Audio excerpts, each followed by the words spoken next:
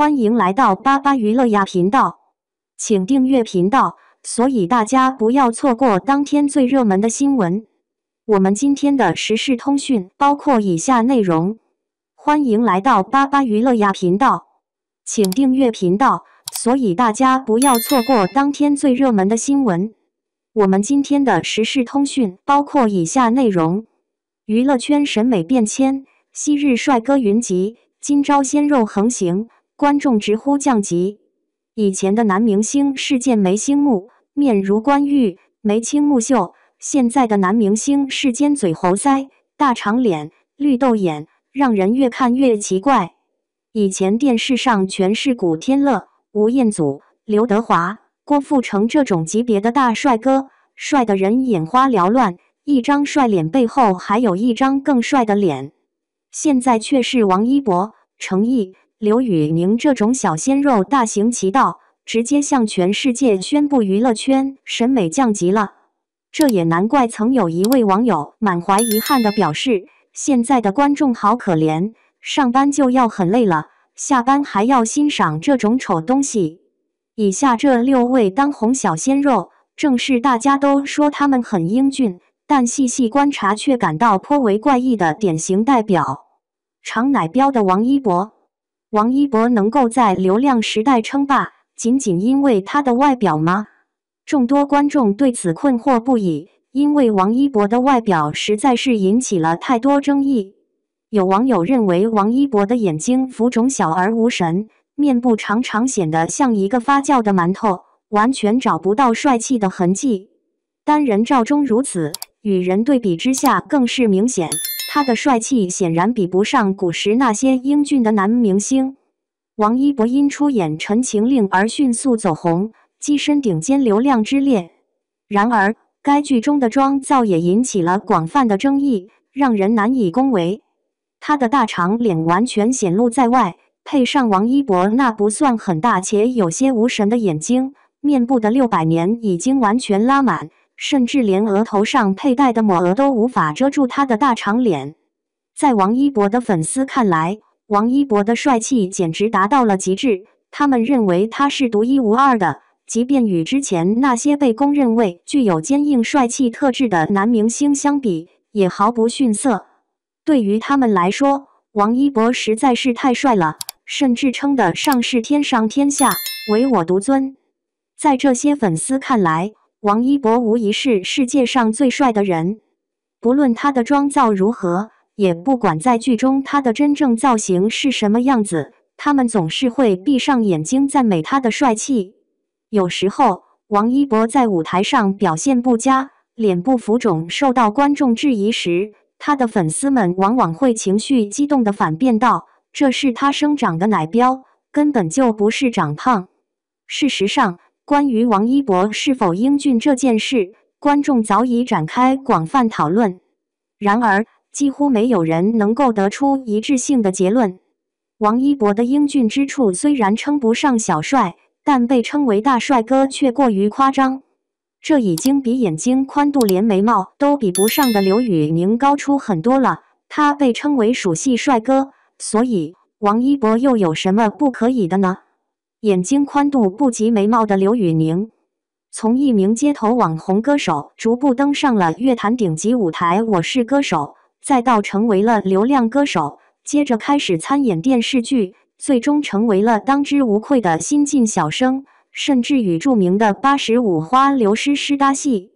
在短短几年内，身份变换数次，任谁看了都会怀疑，但刘宇宁却做到了，并且不仅做到了，还在将网红转变成明星的路上达到了巅峰。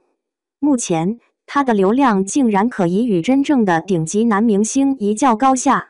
然而，成为流量型演员比成为歌手需要承受更多的负担，不仅要面对更严格的观众审美标准，还要比肩颜值的较量。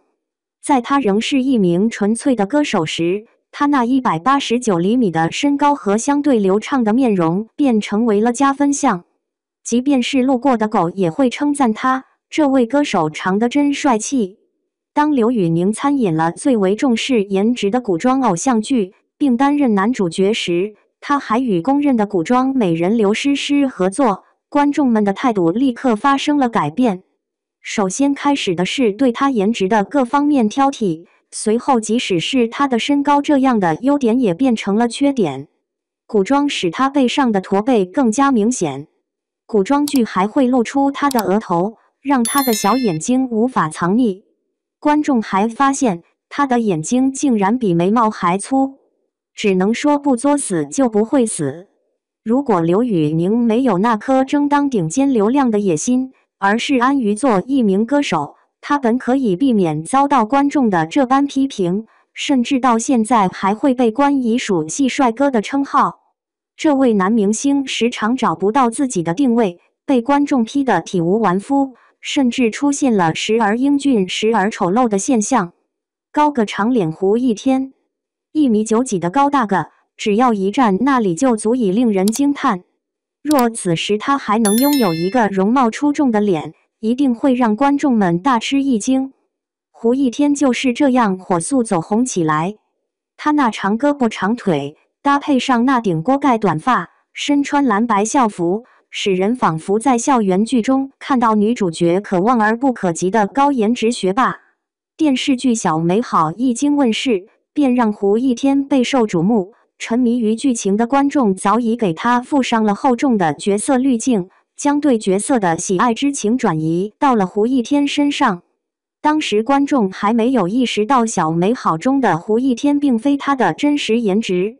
换句话说，在现代校园言情剧里，胡一天是无敌的存在。